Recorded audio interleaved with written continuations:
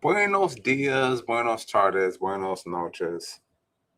What up, y'all? Welcome to episode 6. Let me put this in of the What's Up Cuzzo podcast with your two favorite cousins. We got myself, Marco, in the building. What up, y'all? And then we got the one, the only, the myth, the man, the legend. We got Melly in the building.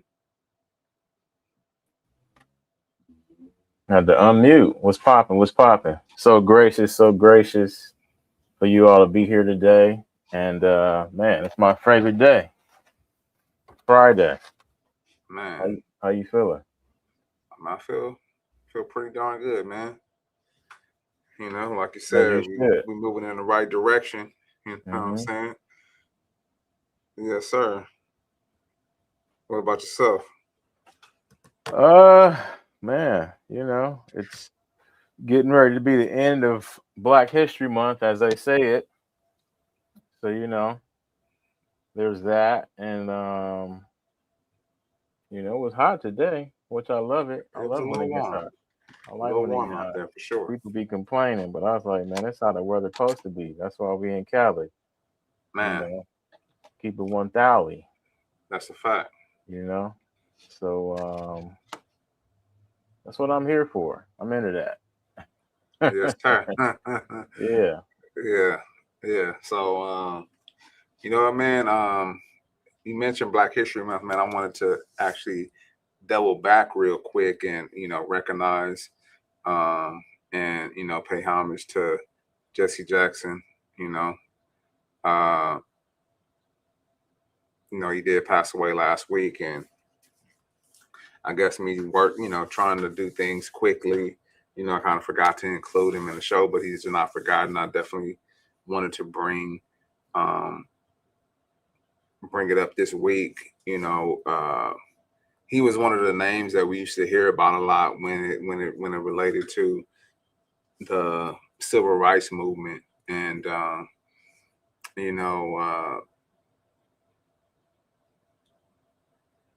I would say at the least, he inspired a lot of people to believe that they can, be successful too.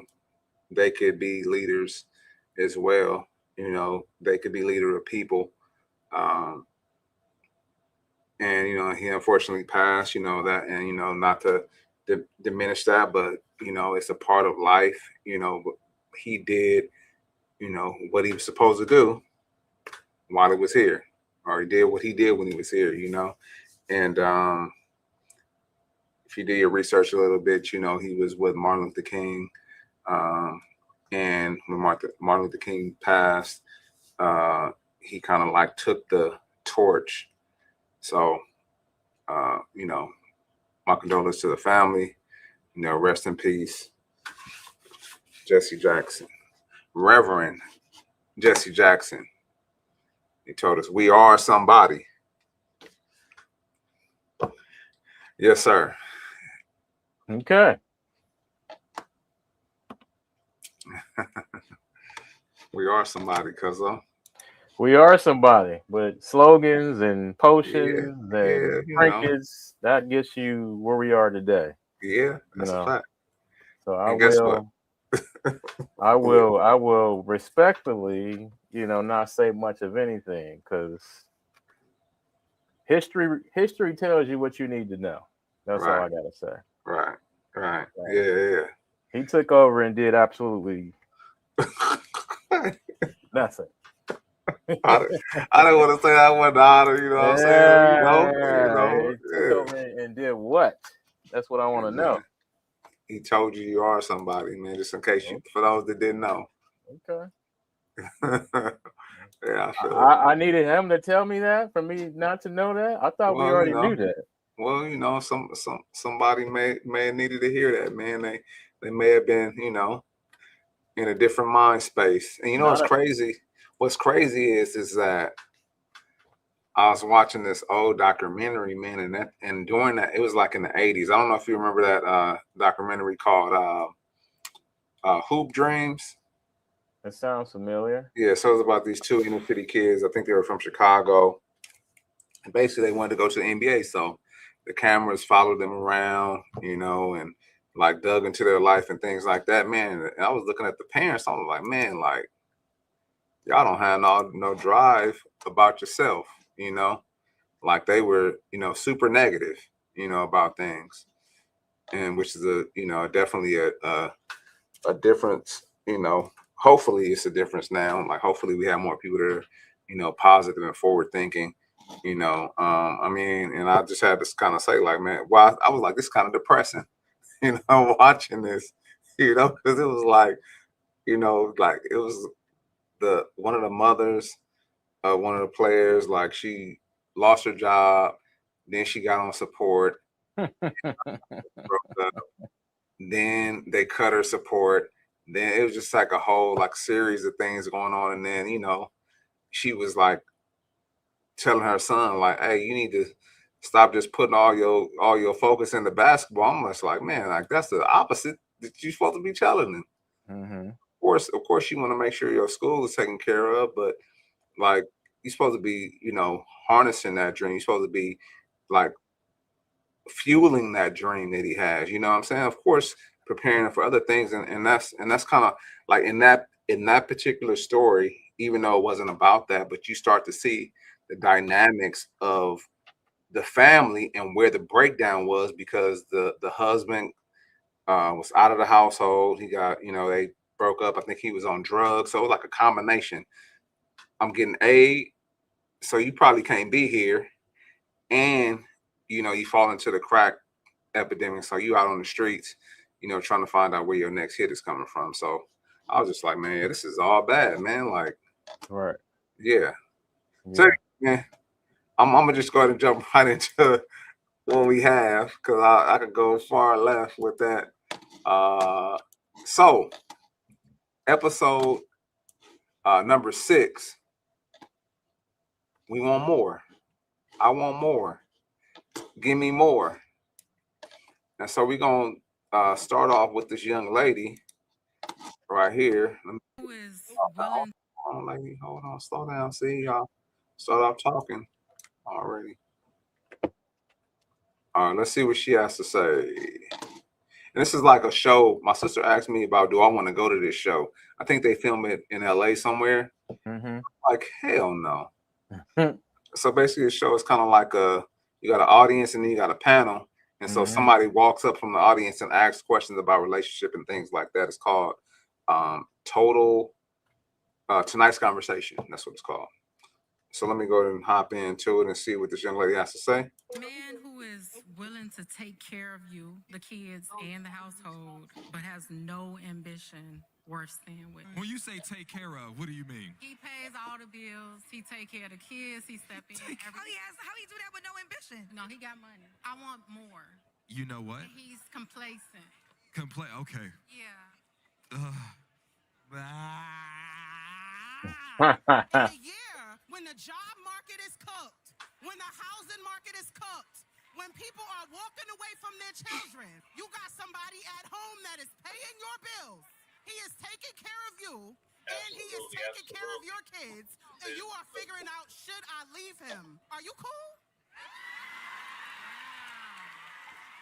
Unfortunately, for a lot of men, there are so many women telling them you have to be more ambitious. And it's because they want the ambition to look like what they want it to look like.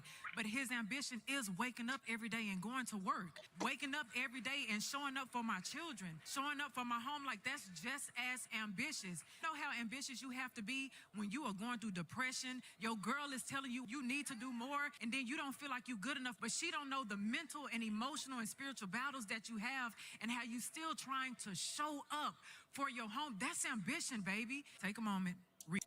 I think it's 1 Timothy 5:8. Because what it talks about is a man who neglects his home is the same as a man who denies his faith. This man is taking care of his home. There is faith and grace in that. He is being provisional. He's still leading. So we have to acknowledge that, because if not, you're going to lose that. Like that's a gem, baby. All right. I'll stop it right there. And so what's crazy is that I had this exact, I brought this up. I don't forget when. Was it last week, 2 weeks ago, whatever? Is that you have women wanting to leave for the weirdest things, for the crazy things. They want to be released back into the streets from which they came for just like crazy stuff. You know what I'm saying? Like,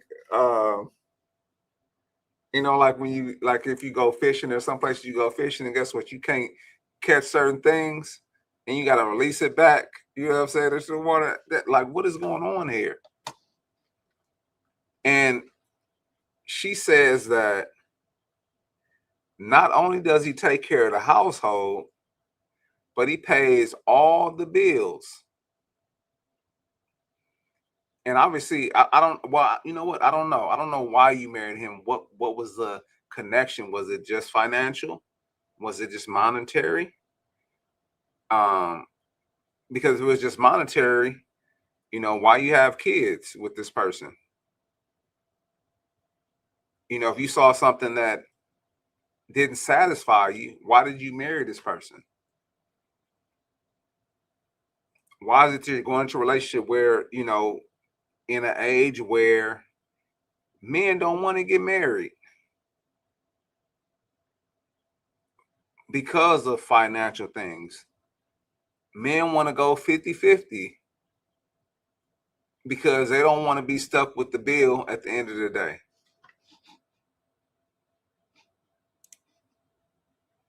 Men have issues with committing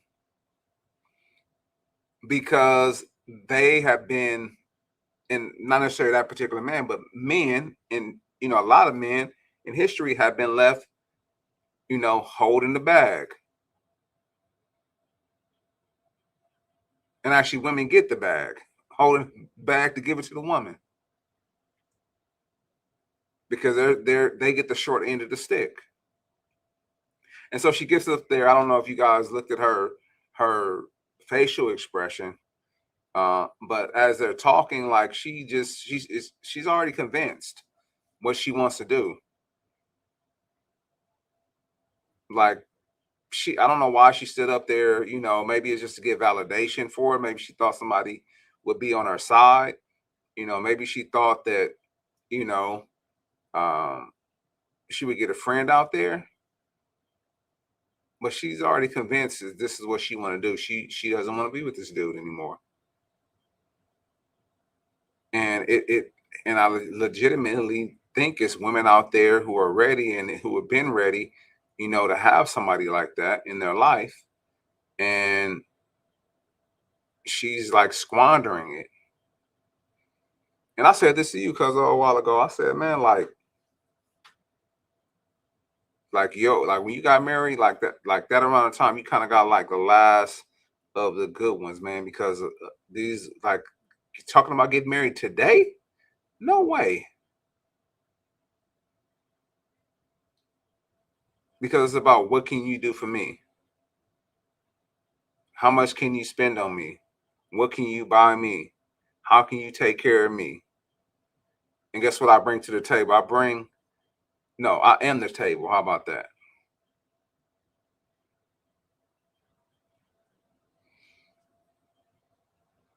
Yeah, and I this is crazy. I think that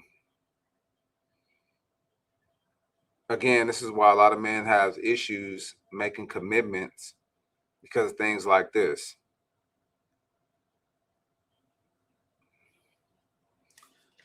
So she, like I said, she already has her mind made up. It was another thought that I had, but I kind of forgot what it was. But I'll let you jump in, cuz, and then I'll if I remember it, I'll share. Yeah, I mean, this stuff is like nothing new. I mean, I think women in general go to these forums, or they go to these events like it's entertainment for them. Entertainment. You said it a few minutes ago. Is validation. They're looking around for people to key with them or agree with them. and they're sitting up there looking retarded. You got a hardworking individual in the house taking care of everything, and you telling me they're not ambitious? Well, they don't have to be ambitious. I'm here, performing my duty as a man to protect and take care of his household. I don't need to do anything else. Simple and plain. Unfortunately, social media puts these wrong thoughts or these wild thoughts in people's heads, and they feel like they want to live like what they see online, and that's a fallacy. It's not anything that's going to be of truthful nature, um, or even of a fruitful nature. You putting yourself in a trick bag, and you're going to lose out on a um, a safe situation for you and your children. You know, but you're not thinking in that light in those terms. You thinking in terms of, oh, I want to get out there and see who's ambitious. Well, nobody's out there is going to be ambitious as the person you got right now, because you guys chose each other. You guys created a family together, and nothing can be more ambitious than that. Trust me. I know what they're gonna be ambition for, to clap cheeks. 100%. We understand that. So we'll see. I want to see her out there. Let's get to a part B. What happens? Yeah, so she kind of goes on to say, like, along with him paying all the bills, she makes all the money. I'm sorry, she makes more money than he does. And so this is a problem that I have. So if he's sacrificing, because that's what men like him do, is they put the family ahead of themselves. If he's sacrificing, what is it that you're doing to move you guys even further forward? Because it sounds like you could pretty much do with your money what you want to do.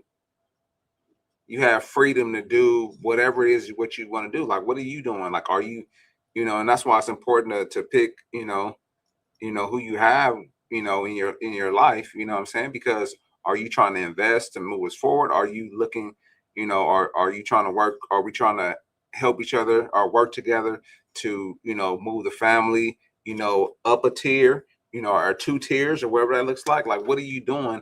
Are you just, using your money to travel, to, to go on girl trips? And, that's what she sound like. She sound like one of them chicks that go on girl trips all the time. You know what I'm saying? I want to go to Tulum. I want to go. That might have been her that I told you. She said, hey, they need to get this cartel stuff over with because I got a trip to Mexico and I'm not canceling. That's what she sound like. But it amazes me that, actually, you know what? I'm lying. It don't amaze me because I've seen so many things done by women. You know what I'm saying? Guess what? It may be something new, but I'm not amazed by it. I'm a little shocked. A little different, a little shocked. Like, what? Okay, let me add that to the list then. Let me add. Your man is working, paying all the bills. You make more money than him. I'm sure he's still, spending time with the family, and you want more ambition. I don't know. I don't know. We'll see. We'll have to see what happens. This is crazy though, but I think she has her mind made up on what she wants to do already. I think she does. Yeah, I mean, she just wanted to, you know, have the moment. She already sounds like she's made up her mind, like you said a long time ago. This is just validation for her. So Yeah. she's gonna do anything she wants to do, regardless. I don't even know why people go up there and ask questions, because they're already doing what they do. Like I seen one lady on the clip last week, she was talking about she was messing with a married man and she didn't Oh, care. yeah. And she believed in God and all that stuff. And old girl got on and I said, yeah, that ain't right. Right. You believe in God, yeah, not the one I'm talking about. You must be talking about a different God. Yeah, You must man. not be in your word, you know. So Yeah, where it say that at? right, Yeah. right. Anyway, on to the next thing. So please hit a like, subscribe, share, all of that. We want to know what y'all think about this. Because I could be, you know what I'm saying? My opinion is my opinion. His opinion is his opinion. But we want to know what you think because you may be on her side. You know what I'm saying? We want to know. I definitely want you to pull up and say something. Oh, Definitely pull yeah. up. Yeah, I want, yeah, especially if you're on her side. If you're on her side, I want to hear from you. Come You on know, so, through. Let's talk yes. about it. Let's talk about it. Absolutely. Yeah. Yes, sir. So on to the next thing. So this is something that we talked about a while ago. Paramount Pictures, I'm sorry, Netflix was in talks um, to make a deal with Warner Brothers to buy the rights to Warner Brothers. And Paramount Pictures and some other people weren't happy about that. But let me go ahead and play it and I'll kind of like give the ad lib afterwards. Let's see. Warner Brothers has signed a landmark $110 billion deal with Paramount. Reuters says the deal was disclosed in a global town hall by the company. This comes after Netflix tapped out of the bidding war, saying the price no longer made financial sense. The merger means Warner Brothers Discovery assets such as HBO and CNN will join forces with Paramount, which owns CBS. Want to know who really runs? All right. We want more. Hey. So this was actually breaking news last night that Warner Brothers was like, you know what? That money that Paramount is offering sounded a little better. So you know what? Even though we had talks, even though you gave me $5 billion up front, because nobody's talking about that, because they gave him some money up front, and like whether the deal went through or not. And so yeah, you gave me some money up front, but this other deal sound better. You know what I'm saying? So we're gonna go with them unless you come to the table and we need some more money. We need some more bread. And so Netflix was like, nope, we're gonna tap out. You know, and so now it's official that the deal is done. That Warner Brothers is now under the Paramount umbrella, and this happened like maybe a couple hours ago. And so, Cuzzo, what do you think, man? What do you think about this deal? Or you want me to start? No, I mean, I was surprised when they were gonna do it in the beginning, and then for the amount of money, I was like, well, that's a lot of money, but I'm pretty sure it's going to be other people coming to the table trying to get more money because as we can see, Warner Brothers that's a big movie lot studio, and they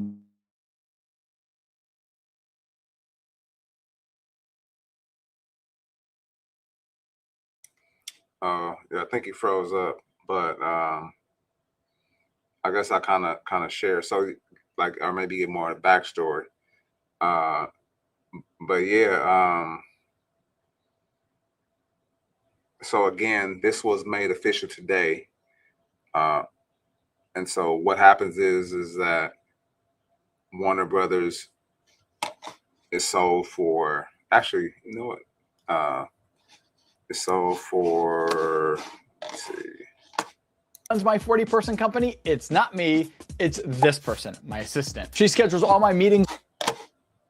A Hollywood power play with breaking news right now in Hollywood. Warner Brothers has signed a landmark 110. So it's $110 billion, along with 110 billion, along with whatever that money was that that Netflix gave them, which is crazy. I don't really know the history, but I did hear somebody talking about it, and they said that Warner Brothers, I'm sorry, Paramount already has some like debt or something like that they need to work out, and Netflix kind of didn't want to exceed what it was going to do. And we know that Netflix is like the power player in streaming services. That's what everybody goes to. That's what the saying is for. You want to Netflix and chill. You know what I'm saying? That's the one when people talk about streaming. Yeah, I think that we'll have to see how this pans out, because you have to think about the existing way that they stream, and how they offer, the offerings to the general public, and then you also have to look at how they're going to go moving forward. I know Netflix had talked about they were going to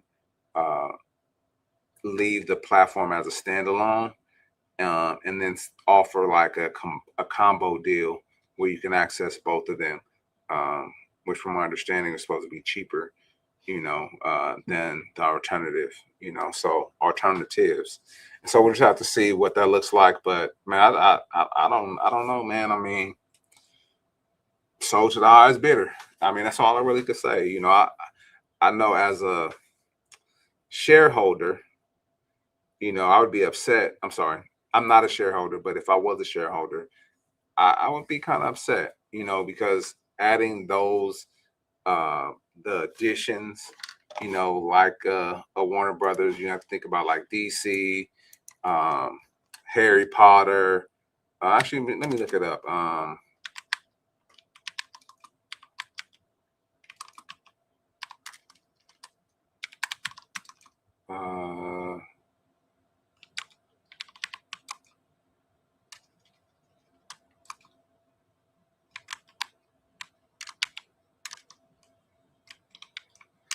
Let me see. Warner Brothers catalog.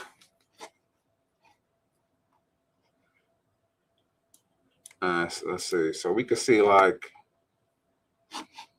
let me see. Am I muted still? No, okay, I'm not muted. Okay.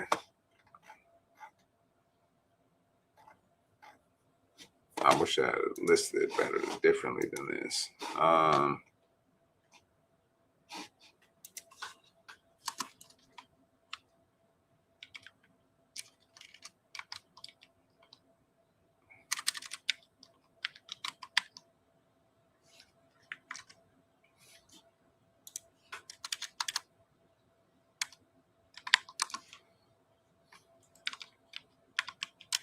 Let's see. So yeah, like I mentioned, you got Barbie, you got the Harry Potters, you got like Aquaman, Dark Knight, which is part of DC, Joker, The Hobbit, and Unexpected Journey. You got The Matrix, Mad Max, and then if you go back even older, you have like the Casablanca, The Wizard of Oz, Gone with the Wind, The Shining, Goodfellas, Shawshank Redemption. Yeah. The Hangover is under that franchise too. The Conjuring, again, I already said Batman, but that's Suicide Squad and things like that. So all of that is under that particular catalog, and so under their catalog, and so we would have to see what it looks like when they decide to move forward, and how the layout will be, for all users. So man, I think it's a insane deal. And man, shout out to Netflix for putting a $5 billion on the line. I wish I had $5 billion just to give away like that. Like people be asking me, "Hey, can I borrow $5?" I'd be like, "Man, hold up, man. Do I know you?" But anyway, that's all I gotta say about that. Cuzzo, I'll let you hop in, man, and share your thoughts. Yeah, that's what I thought I was doing before I was really kicked off. I don't know what happened there, but all good. I just saw your message. Nah, I don't know what happened. It just booted you out of here. Yeah. So yeah, basically it's a power move, strategic power move. I mean, if Netflix would have been able to do that, that would have gave them like, almost all the Infinity Stones. You know what I'm saying? Like Right. Thanos. That Right. would have been a major Infinity Stone right there. You would have been able to snap a lot of jobs out of here. You know what I'm saying? So not allowing that to happen, yeah, it keeps the ball, on the other side. So um Netflix was like, yeah, that's too rich for my blood. I was willing to give you a lot, but that's more than too much. So yeah, to be continued. We'll see.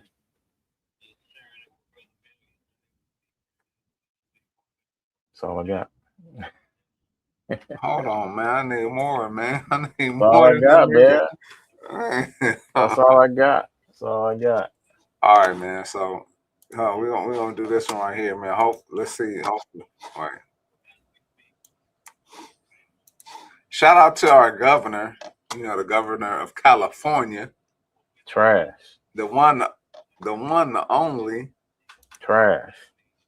Let's see what he got to say, man. He was in Atlanta, as he has been doing lately, like making it on a World War tour, trying to get everybody to know how great of a governor he is and what he's done. But let's see what he had to say. What do you do?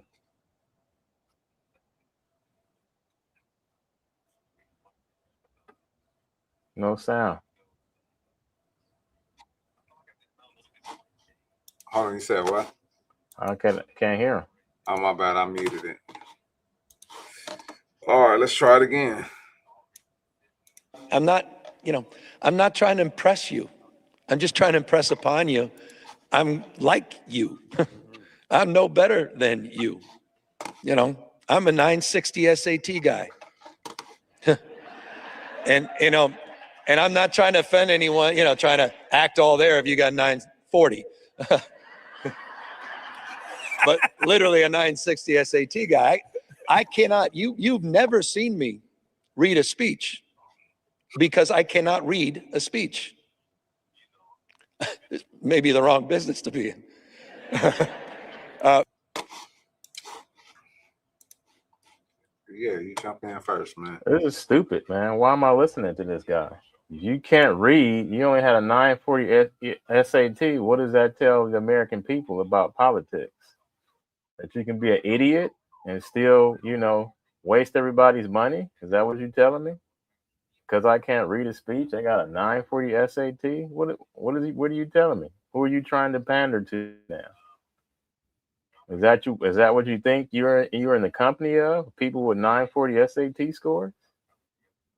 Is that what you think you at in Atlanta? You think people can't read speeches?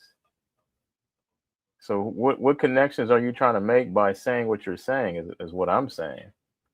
And everybody's just chuckling along, when they should be offended. Like, what do you mean by that? Who are you trying to appeal to? The people you're trying to appeal to, I can tell you right now, is not here in this hall listening to your speech right now. The Section 8ers and the food stamp people. They're not here in Atlanta. They're probably in Minnesota. That's probably who you want to be talking to, or they're probably somewhere else with creating more fraud. Yeah, man, that's retarded to me, man. It's like who are you talking to? Who do you think you're talking to? Who did your people and your cabinet and your PR people tell you were talking to? The demographics is wild and off. It's kind of like, hey, if you're not black, vote for me. if you're not black, then yeah, if you don't vote for me, you're not black. That's what your boy said. That's the vibes I get from what he was saying. It's kind of like what's that movie? The movie hey, what is it? Any Given Sunday. Al Pacino is talking to. He's You talking. do what you're fucking told. He's You talking talking about to that? Jamie Foxx. Hey, I want you to go and act like you're in the hood. Tell your man to go down and turn around, and you just throw them the ball. Like, what are you talking about? Don't try to patronize me or pander to me. Let's have a conversation. Let's have an intelligent conversation about what you haven't done the entire time when you were in office. We're not going to go back and forth with this lighthearted lob stuff. Why does California look like it looks right now? Where did all the money go for the homeless programs? You know what I'm saying? So these people around the country that are engaging in the stupidness, that's the problem. You're not asking the right questions. You're not asking the hard questions. You guys want to keep the stupid system propped up because you have the same people in there doing what they're told, siphoning money out of the system, so the people at the bottom can continue to hold it up and continue to foot the bill. There, I said it. So yeah, I am not one to BS. I'm not one to beat around the bush. If I know your track record and I see your track record and you come, there you go. This is the one. This is what it reminds me of. Let's see it there. On the bench. Wait, this the one. All you do is talk. The one you There talking it is about? right He was there. in the huddle, right? I was about to say it. He was about Okay. to tell him right before this program. Injury reserve, and it was go out there and play like you're in the hood, and you What they're doing is talking at people. That's what he's doing right now. He talking at people. He ain't talking with them people out there, and they just chuckling it up, eating it up. At 9:40. Man, That's exactly what he doing. He talking at him. He ain't talking with him. that's crazy.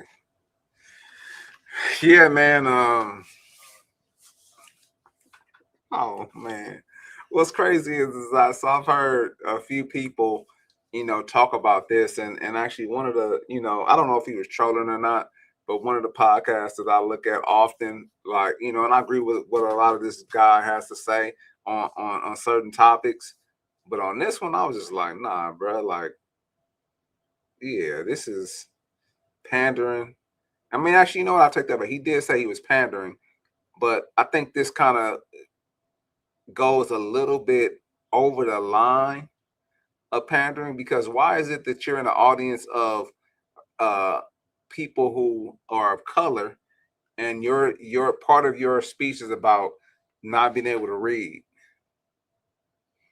Why is it about necessary education? I'm not saying I'm not saying not to talk about education, but why is that the first thing that comes to your mind is about your scores in school and your knowledge, you not being able to read, your deficiencies?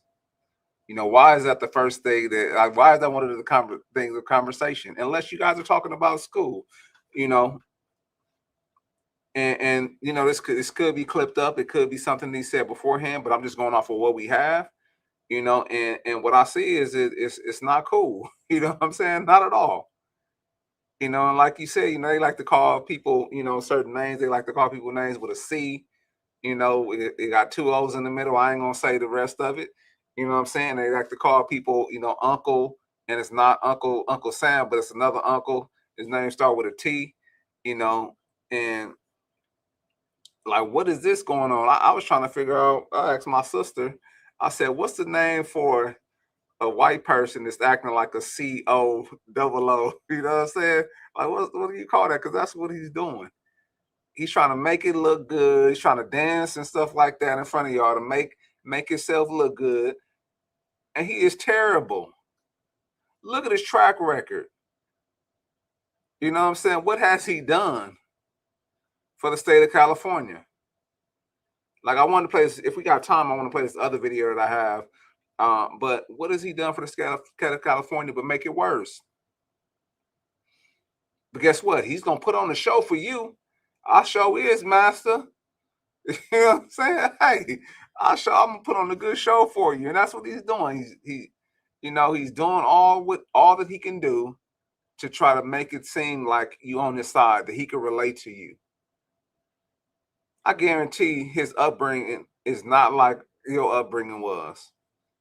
Some of y'all, but the majority of y'all, no. And guess what? I don't know how many jobs he's held before he became a politician, but as a politician, it's not the same as your job, because guess what? He gets paid by us. You paying him every time you submit your hours. He can't relate to you. And this is what they try to do. They try to do this stuff to make it seem like they're on your side, but then when it's time to put in policies that make it better for you, they don't. People like him don't. And then we wonder why certain things, we got something else we're going to talk about too shortly, but we wonder why things are like they are in this space. It's because of people like him. Yeah, man. I think it's crazy. And then they had another video that I saw that I think it was on his podcast, where he was like, oh yeah, he was talking to this white couple. This is such a great read. I read your 260-page book in an hour and a half or something like that. Like, what it is it you can't read or you can? Like, which one is it? So those type of things shows you he's trying to pander to a particular audience. And guess what? He's lying. Because if he could read a 260-page book in an hour, then that means he could read. Or which one is it? You can't read. Which one? You tell me which one it is. Pick the lie. Said he can't read a speech. That's what he said. A speech is words, right? I mean, I don't understand. Like, like, what is you talking? You writing hieroglyphics on your speech? I don't know what is going on.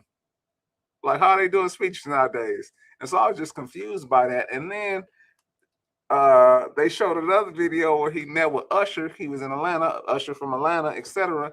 And he was like, and doing all this other stuff. I'm like, bro, like, what are you doing? What is going on? Like, what?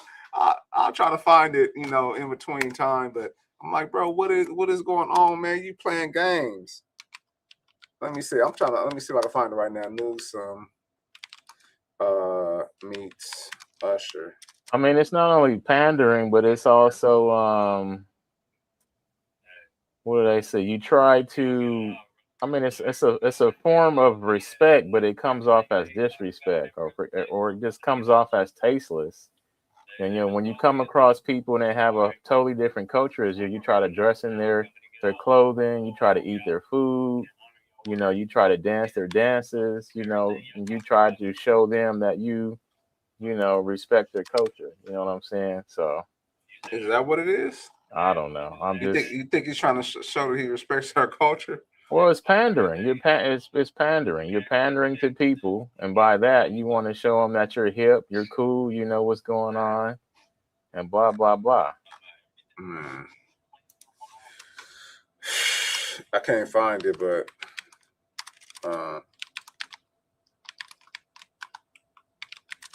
let's see. Is this it right here? Give me one.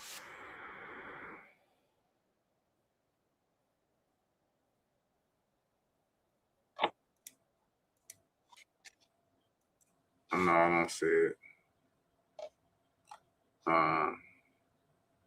It's just one thing that's an hour long, but I'm not about to look at that. But yeah, I saw this video, man. I was just like, man, this is like just, yeah, it's ridiculous, bro. But anyway, man, let us know what you think. Like, am I tripping? Am I tripping? Y'all tell me if I'm tripping or not. But it looked a little too, a little too crazy for me. But anyway, on to the next topic. I'm gonna kind of give it a little heads up about this topic, or give a little pre-introduction. So we know, actually, you know what? I'm gonna just go ahead and play it. Just do that. And then I'll give that after. LeBron James. I think you just use the motivation of a lot of people just saying that they're going to have a down year because of, obviously JT being out, them losing Drew, Al, leaves, Porzingis leaves, their whole championship team pretty much is kind of revamped, and he uses that as motivation to keep them afloat. They're playing great basketball, and it's because of him and the rest of those guys. He's taking that next step. Our relationship has been, pretty respectful. Besides the shit he said about Bronny at Summer League, but other than that, you guys were able yeah, to but other than that, we've been all right,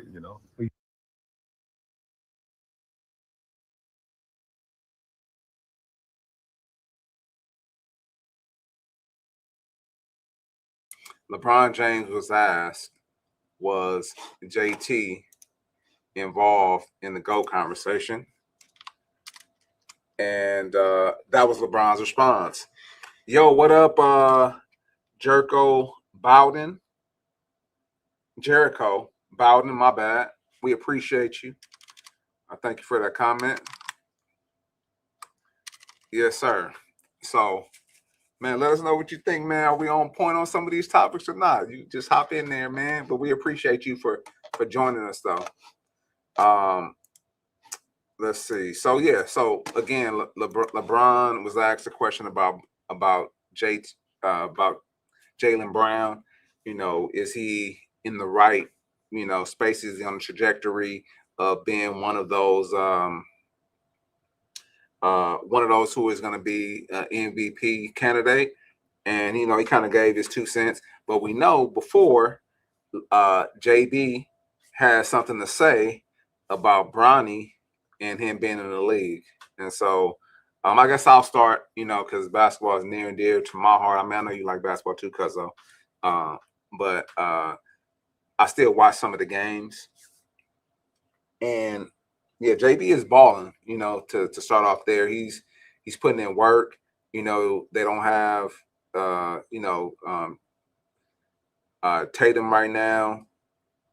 They lost Drew Holiday, and then as Bron said, Porzingis is gone. And so they have really, and Al Horford is gone. So, they have a totally different squad. The squad is different, and so, Jaylen Brown has stepped up to be like that dude, and people talked about it last year, the year before last, rather, when they won a championship, who was the number one option. And some people you ask, you say 1A, 1B, meaning that, it could be either or. Some people said Jaylen Brown is the man. Some people said Jason Tatum is the man. But I don't know. In my opinion, I think Jaylen Brown is more well-rounded than Jason Tatum. And Jason Tatum, he shoots a lot of threes. He's three happy. If he's not hitting, then it's all bad. But Jaylen Brown can go to the rack. But anyway, about this story and about the comment, what I really wanted to address is that you have the comment that LeBron made.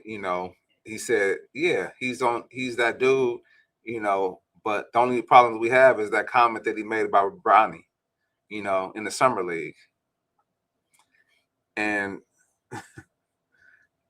I'm a Laker fan back from the 80s, and I'll take two perspective on this particular conversation. The first one is that nepotism is a thing. We know that. We hear about, the son getting hired by his dad into a company, or a cousin or whoever getting hired into a company. And, that stuff happens. And guess what? Honestly, if I could hire my son and into a space where he could be successful at, and I know he's not like a knucklehead and he'll learn and pick up stuff, then I probably would. The problem that I have, though, with LeBron is that your son is in the NBA. You are arguably one of the greatest players of all time. You are the guy who broke the basically the career scoring record, and you have other records that you have broken and that you probably will break, before you retire. And so, with that being said, if your son is in the league, you have to expect he gets criticism, not just from the the people that are in like the position I'm in, but he's also going to get criticism from the people who he plays against. Like, guess what? Like, man, like, come on now, be honest, LeBron. You play basketball all your life, well, a large percent of your life.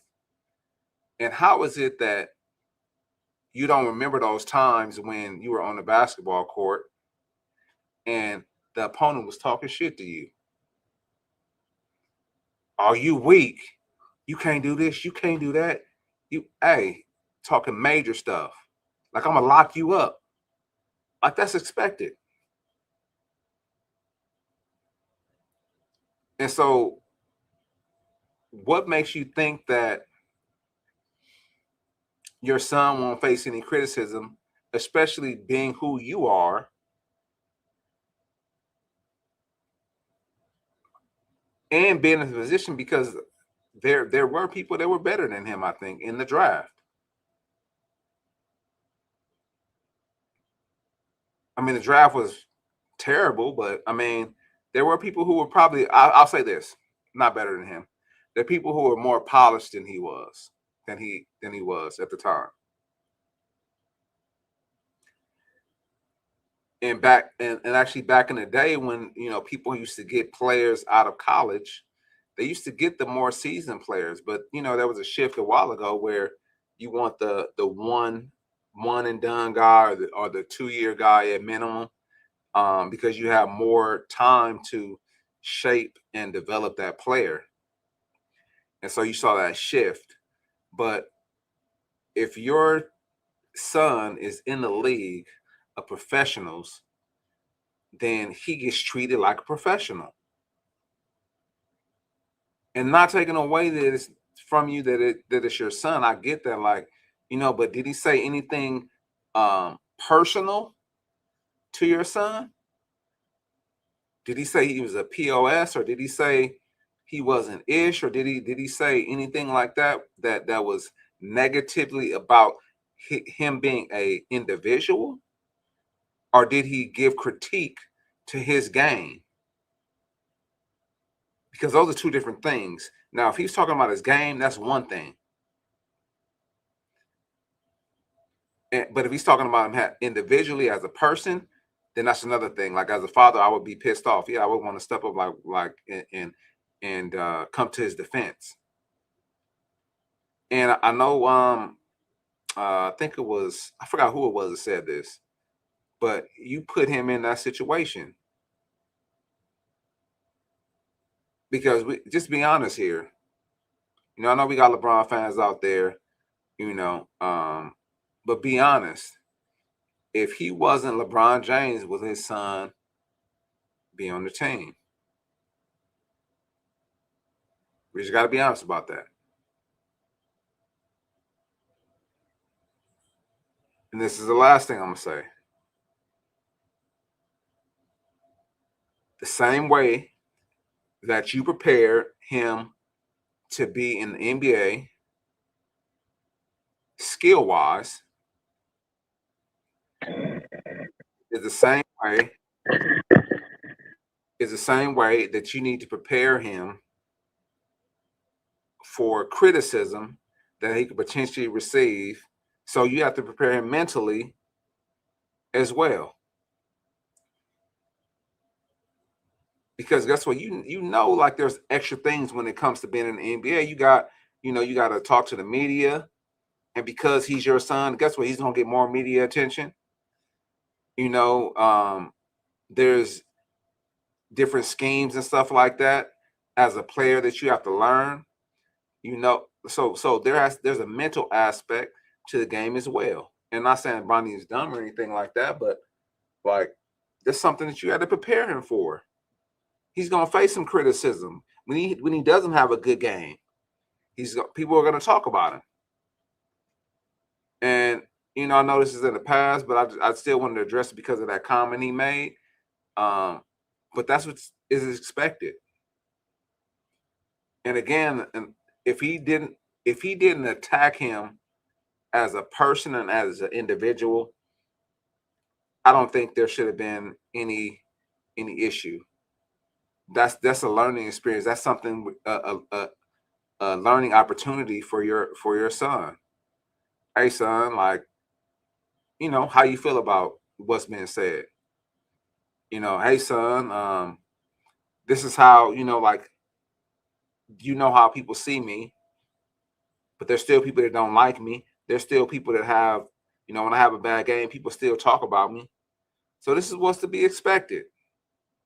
And I don't know if he had that conversation with him or not, but that's the type of conversation you get to have, not attacking somebody, not going after Stephen A. Smith on the court because he's doing his job. Like, no, that's not what you're supposed to do. Stephen A. Smith didn't attack him as an individual either. But you chose to take it personally. Like, he's a basketball player in the National Basketball Association. He's the son of LeBron James, one of the arguably the top 5 greatest players of all time. And if he's not putting up 30 points a night, 20 points a night, if he's not showing signs of that, then he's going to face criticism. Come on, man, be realistic. But anyway, shout out to Kobe, the real GOAT. No, I'm just playing, man. But yeah, shout out to Kobe, though. That's my guy. But yeah, man, that's all I have to say about that. Cuz I'll see you on the go. You want me to keep talking?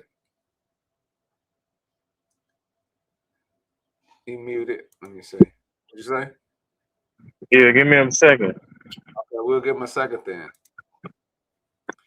Yeah, so Jericho, what you think about that, man? What you think about Bronny?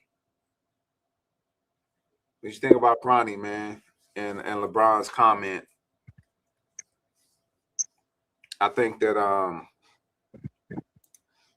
like I said, I mean, he has an opportunity, you know, to be great. He does. Like, he's still young. And that's why the NBA, that's why they're targeting younger players, because they have more time for growth. But yeah, he's still going to have to be trained, media trained, you know, dealing with other players. I mean, bro, I had players talk so much mess to me when I was playing basketball. Guess what? Like, sometimes I chose not to say something. I just showed them, like, watch, like, you know, just watch and see what happened. And that's where it needs to be at, man. Like, hey, these type of things happen, son. You need to deal with it. Or can you deal with it? You know what I'm saying? Like, can you deal with somebody talking mess to you? I'm sure and I know Bronny is a gamer. I'm sure when he's playing video games, you know, like, people are talking mess. Man, bro, I've played Black Ops many a times. Man, I've been called so many names. I've been playing 2K. You know, I'm online with my mic, and guess what? I miss a shot.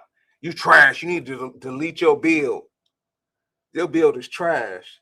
Like, you don't have no IQ. Like, this one dude last night, he said he was trolling. But I was playing last night, and he was like, you don't have no IQ. He's like, oh, I'm from Mississippi. I don't know how that came out, but, and, you know, I was like, where you play at? And he's like, I'll play in oh, that's how it came out. He was like, oh, yeah, I play. You know, I play in Mississippi. I was like, bro, I played in high school and college. Now what? I'm not saying I'm better than you, but I got some type of IQ. Man, anyway, man, so I know just by playing video, I know he could handle that. I mean, and I get it. His dad is just being his dad. He's coming to his defense, you know, and but you have to let him learn through those type of situations. And that's all I have to say about that, because I think Cuzzo is ready to talk. Yeah. I don't know. I don't know if it's just, nepotism. I don't know if it's just, a dad, trying to protect his son, but a dad trying to protect his son, he's going about it in the wrong way. You're setting up your son to fail at so many different levels. Yeah, professionally, you guys got it handled and locked down, as long as you're here. But, what happens if when you leave, or if and when you leave, his development and how he handles situations is always going to fall back, on, whether or not his dad is going to be, available or around to, pull him out of certain situations. And that doesn't give you the ability to be a full, well rounded individual because you're going to always rely on, someone to save you or pull you out of harm's way.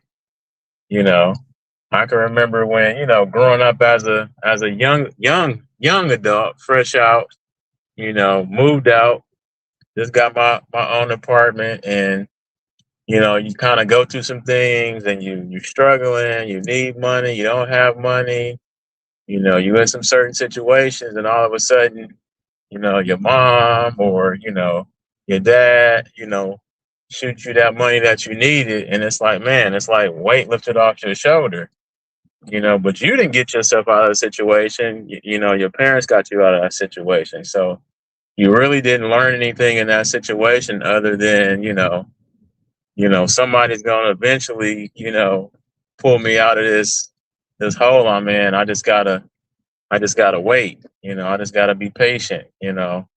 Not, oh, I gotta figure out how to be resourceful. Not, oh, I got to be a better steward with my money, or any of those things. It's like, yeah, I got to just wait for someone to save me, and that's just what his son is doing. It's like, yeah, dad got me, and I'm pretty sure he's not thinking in that way, but just how things are panning out for him. That's just the way that I see it happening. So it's like you got pulled up, you got pulled in, you got drafted, not because of your talent, because of who your dad is. You got put on a team, you got brought off the bench, you got minutes, not because of your talent, it's because of who your dad is. It's just kind of like go over there in the corner and don't move, just stay right there, or go over here and do this and don't do that. You know what I'm saying? So it's just it's an unfortunate thing that we have to be subjected to this, because it's not something that I think is on a level of fairness, you know, and it's one of those things to where you have to watch and kind of be like, you know, I know I wouldn't be able to get my son in, so why is he able to get his son in? And it's like people call it, oh, he's a hater, he's this, he's that. I'm happy you were able to get a job, you know, on the same organization that your dad work at, but not, to where this is the highest form and level of competition where people that work hard and put in the time and the effort to get to that level, but it's just about who you know. It's not what you know, it's who you know. And I always thought that back in the day, coming up, playing sports. It's like, man, I'm better than that dude. I'm better than that dude. I'm better than all these dudes. But it's like, no one knows it. No one sees you. You don't get that opportunity. So everything happens for a reason. I got over it a long, long, long time ago. And, as we see this playing out as it does, it's just going to continue to be as we've already seen it. It's a show. So hopefully one day he'll be able to, learn something from this eventually as you look back, because you're not learning much of anything right now other than my dad's going to always speak up and say something for me.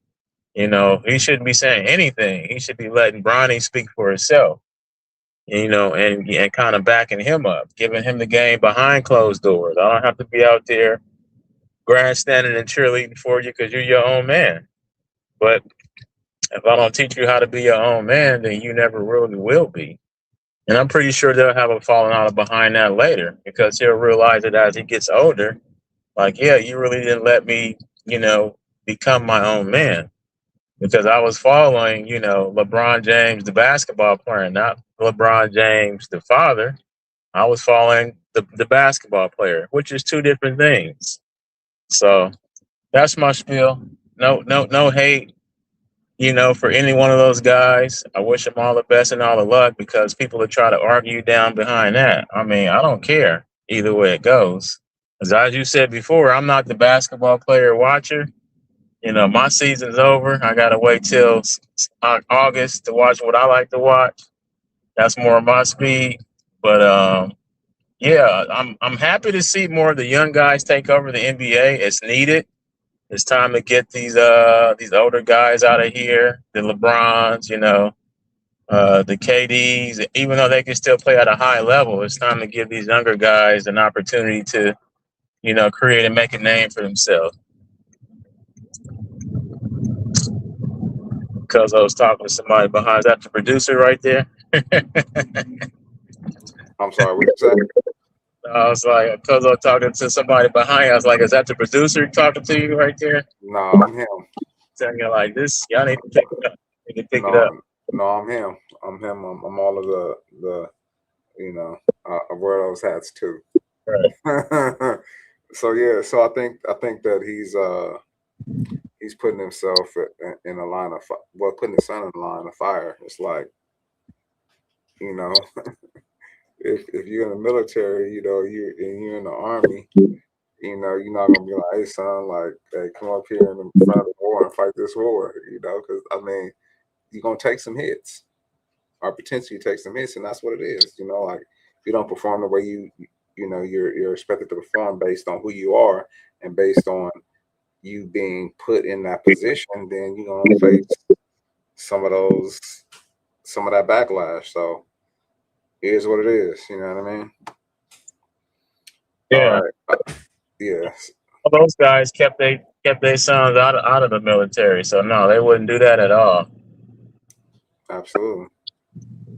So I'm play this last thing because I think it's gonna start to get noisy in here. But let's see here. I have one more thing. If we could get to it, then we'll talk about it. Let's see.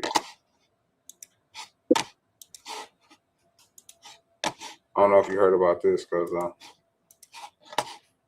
Some breaking news tonight, and this is an update to a story that we talked about just about 30 minutes ago at the top of Fox 40 News at 6 o'clock tonight. So the State Department of Corrections and Rehabilitation has turned convicted serial child rapist David Allard Funston over to law enforcement officials. So this after the Placer County District Attorney announced 2 new charges against him today, including a felony count of lewd or lascivious acts against someone under the age of 14. And then they issued another warrant out for his arrest. Officials say Funston, age 64, was supposed to be released on parole today under the state's elderly parole program. Backing up to 1999, Funston was sentenced to 3 consecutive life terms plus another 20 years after being convicted of kidnapping and sexually assaulting young kids, all of them under the age of 7. In the past week, several lawmakers and law enforcement officials had spoken out in vehement opposition to Funston's release. We'll have a whole lot more on this story as it develops throughout the night tonight. What if...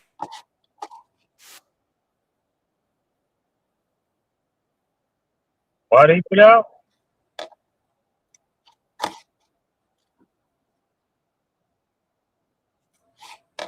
I'm sorry. Can you hear me? Yeah, I can hear you. Now, what were you saying? So why did he get out? So it was a bill that was signed by our wonderful governor, where the bill was to revisit, or people over a certain age, I think it's over 50, another opportunity. And so this is actually news to me because it said he was supposed to get out, but they found some other stuff that will keep him in there. Let me know what you think about that, about people in a situation who've been there, you know, for a long time for something egregious, and they're given another opportunity. So he was. Like, when we play it again. I heard it. Oh, He's in there, then getting out and they got more charges. you breaking up a little bit. So he was in there and they found more charges. Can you hear me? Yeah. Yeah. I mean, how I feel about people like that is, I don't think they should ever get on. Well,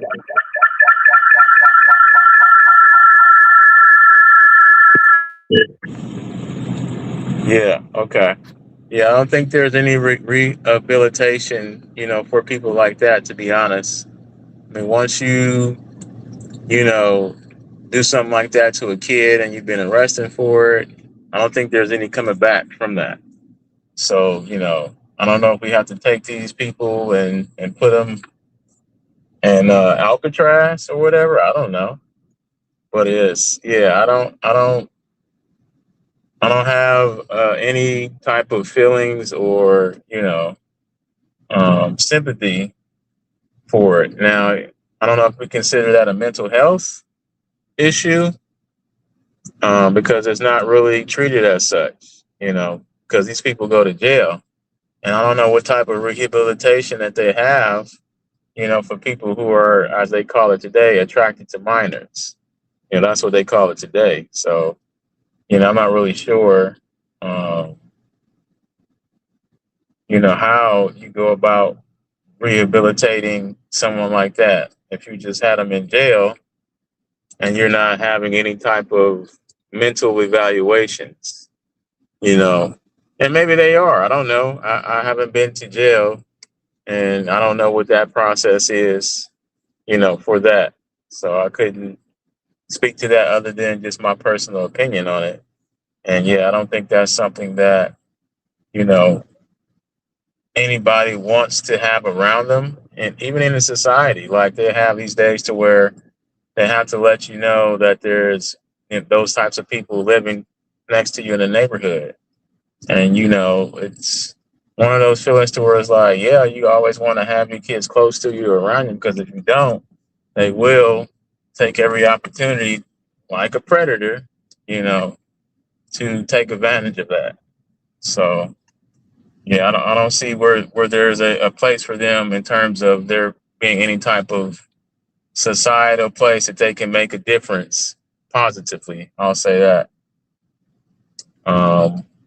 And this is just part in the fabric of, you know, our society. Unfortunately, there's a lot of people like that, you know, all throughout our society, and that's something that people haven't addressed fully. But it's been kind of something that people have just been kind of brushing over for years and years and years. So that story doesn't surprise me, and I'm glad he's not getting out, because if he had charges and they found some more charges, that means you did, you know, some things that you probably should have been in there for the rest of your life. Yeah, And that's all I have to add. Okay. So just to add more context to it, so he was serving 3 life terms, or he was serving 3 life sentences, and so in my mind, like, why is it that he's offered the possibility of parole? And I think to your point, you just really said it, like there's certain things that I don't think people should get out for, you know, and like something like this to do something to a child. Yeah, it happened a long time ago, but from what I heard also that they said that he was still having fantasies about kids. Bro, so why is it that he even is thought of to be paroled? Because I think it's older or something. under like the elderly something Well, yeah, program yeah, or something. yeah. That's I what I get think that. he I was getting get that. out for. Yeah, I get that for something over 50. Let me see. Because I want to play it again. So I could. So let me see history.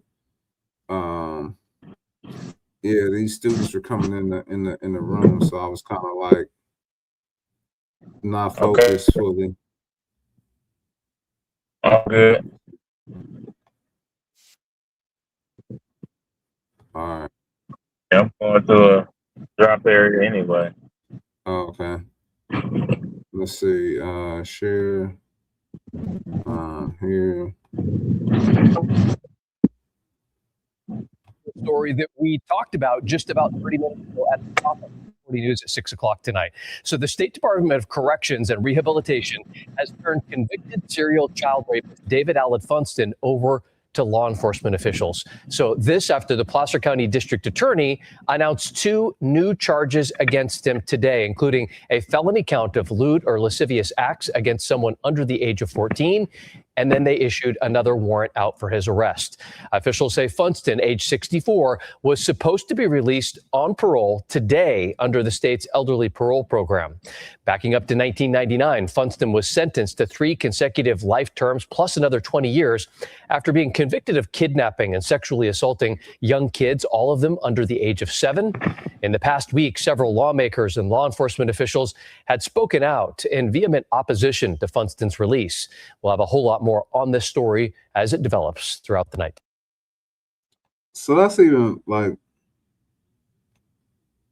wilder than me, bro. That's hella wild. California's elderly parole program allows inmates 50 or older who have served at least 20 consecutive years to receive special parole suitable hearing. It focuses on reduce recidivism risk in aging inmates, excluding those with death or life without parole sentences. Sentences. Sentences.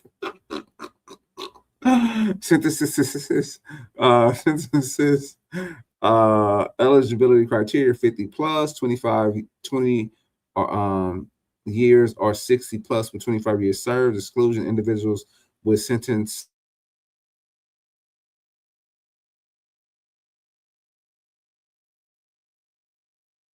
process, the board hearing. Let me see when this was put into place. Who established, who put this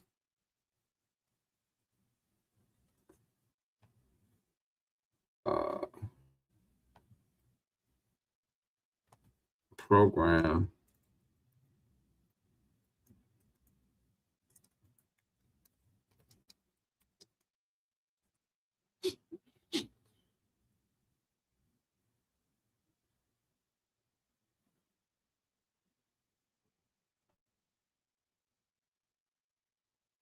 So here are the key entities involved in implementing the program. 3 judges, 3-judge panel, Coleman, Plata, and versus Newsom. On February 10, 2014, the federal court ordered a California Department of Correction and Rehabilitation to implement a new parole process for inmates aged 60 and older who have served at least 25 years. California legislation AB 1448 in 2017, the legislation passed Assembly Bill 1448, which went into effect January 1st, 2018. I'm trying to see. Let me see. Let's say Governor Jerry Brown. The program was implemented under Governor Jerry Brown's administration as part of the long-term plan. That's done. So whoever said Gavin Newsom, they were incorrect.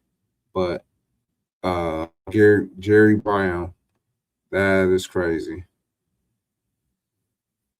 And I mean, unfortunately, the thing is that these type of things get voted in, and the way that it's worded, like he gets a pass. He has 3 consecutive life sentences, but apparently, it's not without the possibility of parole. And I just think that, yeah, this needs to be revisited. This is something that for people like that, we need to rethink it, and because this is just in my opinion, for you to still have those thoughts, if that's the case, because again, this is coming secondhand, then that's not cool. And for what he did, like children are precious, and a lot of these children's lives are probably damaged forever. And from what when I thought about talking about this, it was reported that he was getting out, but now it looks like they found 2 other charges, like he got some warrants and stuff like that. So did you see that dude's face, man? He's like smiling in his photo. Look, let me see. I thought I was sharing it. The dude is smiling in the photo, his mugshot. Like, come on, bro. Man, these people are sick, man. Anyway, man, that is all, I have to say about that. Let me see. Is there anything else? There was one other thing, man. While I'm looking, man, what y'all got for the weekend? What y'all got going on? It was a nice day out here today. What you got planned, man? Y'all gonna be outside in these streets? Let me see. We'll see. We'll see what I do. I don't have any plans yet. I don't know if Tesla's coming back. This is the last thing right here that I'm gonna share.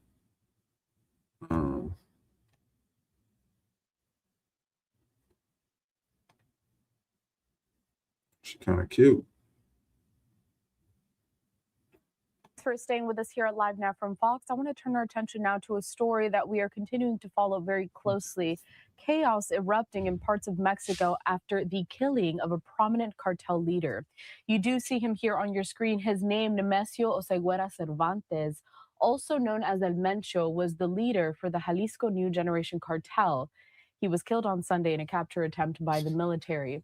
The operation and waves of violence killed 70 people, according to the Associated Press.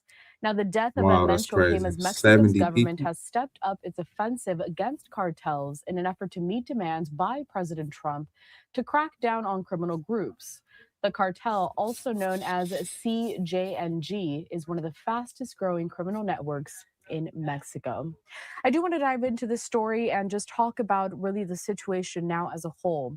To do that, bringing now into the conversation is Will Freeman. He is with the Council for Foreign Relations. Will, good morning. Good to have you on here. Good morning.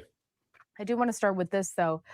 Can you explain the significance of El Mencho and just the grip that that cartel had in parts of Mexico, and how all of this destruction really just represents, again, that grip and the attention that they captured from authorities? Over the last decade, El Mencho, as leader of the CJNG cartel, had expanded that cartel into Mexico's largest. It had overtaken its longtime rival and probably a more familiar name to viewers, the Sinaloa cartel, to actually become the single biggest criminal organization in Mexico, with a presence in over 20 states and over a dozen foreign countries. And I think what was particularly notable about CJNG was 2 things. I mean, one, it has always been fairly willing to attack state authorities. It's been quite aggressive in that sense. And 2, it managed to insert itself with governors and state prosecutors and really achieve that expansion across Mexico through intertwining itself with the structures of local government. So that partly explains why it was able to generate this quite spectacular display of force across the country, not just in its home turf of Jalisco state, but all across Mexico yesterday. Now, all that said, I do think it's worth noting that today in Mexico, things are back to normal, quote unquote. That is, the roadblocks have cleared. There don't seem to be any more significant clashes. This was a display of force, but it was a calculated one aimed, I think, to avoid further escalation. Because as powerful as these cartels are, they really aren't, they don't have any kind of military force compared to the 400, 500,000 person standing Mexican army. They know that if they really invite retaliation with the full force of that army, they won't win the fight. So it was a strike. It was a blow meant to show, don't take any more of our top leaders. And taking a leader like El Mencho was significant. But I think we also need to put this in context. What's really significant here is the strength the organization retains, not just whether one leader persists or not. So some of this footage that I'm showing here on the screen is I'll just stop it right there, man. When I saw this, man, I was like, this is crazy. Like, what the hell is going on?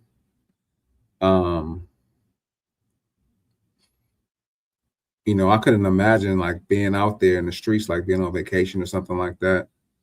And, you know, I'm on lockdown now. I don't know when I can leave. My flight gets canceled. There's fires out on the street. You know, I hear gunshots. You know, if I'm I saw a couple people at the gas station. They told them, hey, man, get up out of here. And they set the gas station on fire. You see all kind of fires and stuff like that in the street. It's a war zone pretty much because their leader, the CJNJ cartel leader was assassinated or killed. Man, I don't know about y'all, man, but I've seen some of those videos. And these cartel cats, they don't play around, man. They will do some egregious stuff to you. I've seen on some other platforms where they, you know, cutting off this, cutting off that, cutting out this, pulling off that, you know, have you on your knees, you know, like all kind of gruesome things that happen. And yeah, I think this is wild. You know, for something like this to happen. But then also on the other side of that, like yeah, this happened, but I know this might sound odd, but it's kind of like in sports. When somebody get injured, when somebody can't play, when somebody retires, what is it? Next man up. It's not like they cut the head off and now the organization is going down. Like it's gonna be next man up, new man, new boss. You know, there may be some fighting, you know, in between, in the, you know, amongst each other. There may be some fighting on the outside to kind of see who is the top dog. But like, yeah, like unfortunately, you know, in their eyes, like this happened, and you know, they showed some type of force, but I don't think it's going to stop much. And I could be wrong, but you know, the next man knows the process. They know how things go. They know how the flow goes. You know, what do they call it? Plurality of leadership. So somebody else could just step right in there and move the organization forward from where it was left off at.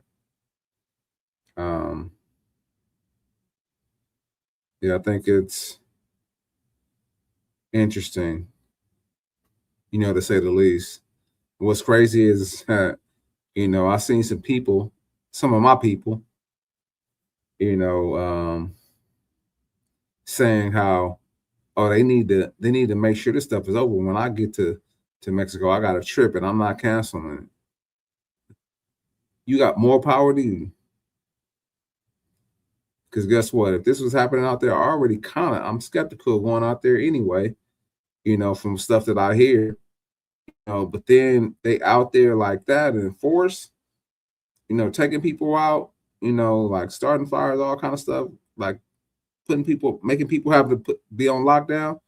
Man, I'm not playing with these dudes. I'm just an ordinary cat. I'm just an ordinary guy. I'm not trying to mess with these dudes. They do not play one bit. They don't mess around. And so guess what? I'm not about to mess around with you. You know what I'm saying? Guess what? I'm gonna stay out of your way so you don't have to get in my way. But this girl, she was like, yeah, I got a trip to Mexico, all inclusive. You know, we're going at the pool, at the walk up bar, the swim up bar. You know, to stop my fun. My trip is paid for. Y'all better cut this out. I don't know what y'all be thinking, bro. I get it, it's money. And it don't seem like it could be replaced, but guess what? You can make that money again as long as you living.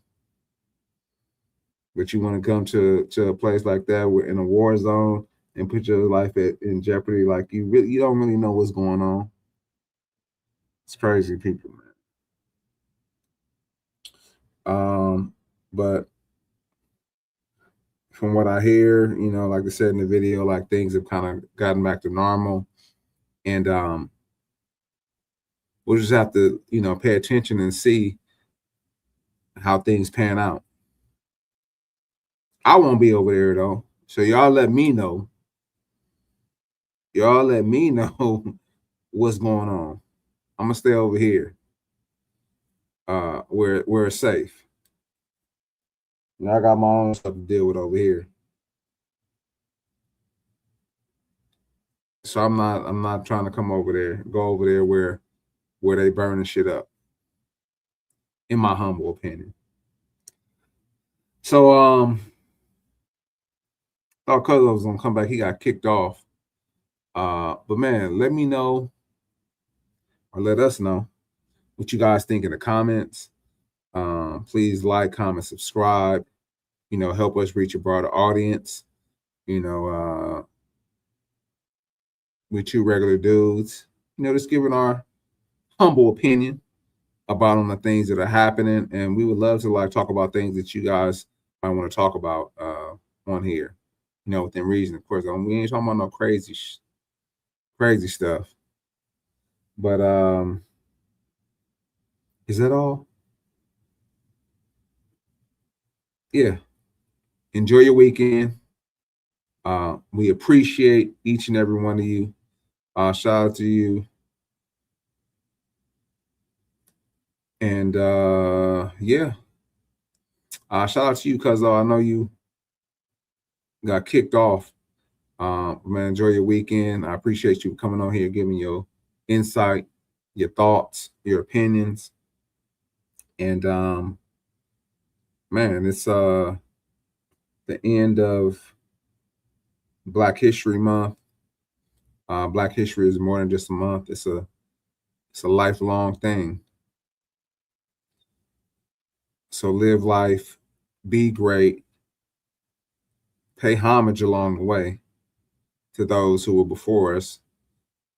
You know, and actually I'll say this: there was a lot of people out there saying the immigrants ran this country, or I'm sorry, they built this country.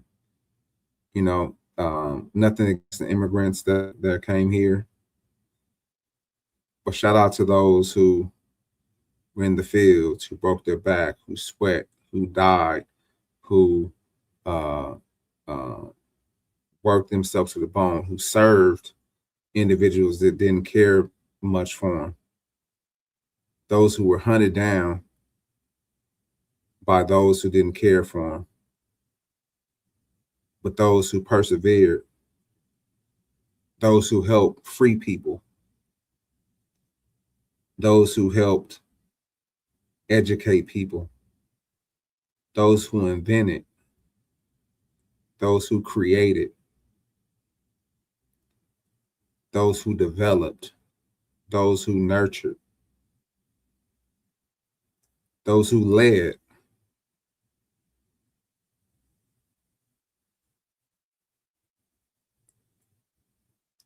those who led from the mountaintop, let freedom ring. Those who were athletes, those who said power to the people, Those who said, I think I can. Shout out to those people. We appreciate each and one of you who paved the way for each and every one of us. And now it's our job to make things better, to continue the forward progress, and not the regress. So take those things into consideration as you walk throughout your day. And guess what? We have a lot of information out there. Use it accordingly. Use it for good and not for bad. It's February 27, 2026. And you had a goal that you said that this year, I'm going to do something different. I'm going to make a change. I'm going to be better. Guess what? That goal, man, that motivation, man, slowed up, but pick it back up. Get back moving. Get back focused on that goal. Because you can do it. You can make it. We're at the first part of the year. You still got time. Keep pushing. Keep striving. Guess what? When motivation is over, discipline is what's going to carry you. So you may not feel like it all the time, but if you're disciplined enough to do it, you're going to make it happen. So anyway, man, that's all I have to say. I'm done talking your ear off. Peace to y'all. Blessings. We appreciate each and every one of y'all. This is What's Up Cuzzo Podcast, Season 2, Episode number 6. We out.